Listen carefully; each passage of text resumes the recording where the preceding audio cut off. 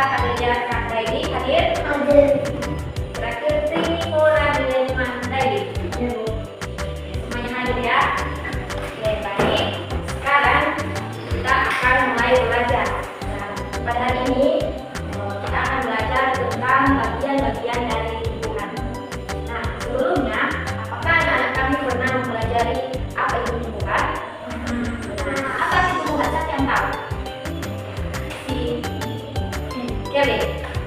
Akar, batang, daun, bunga, dan buah. Itu adalah bagian-bagian dari tumbuhan.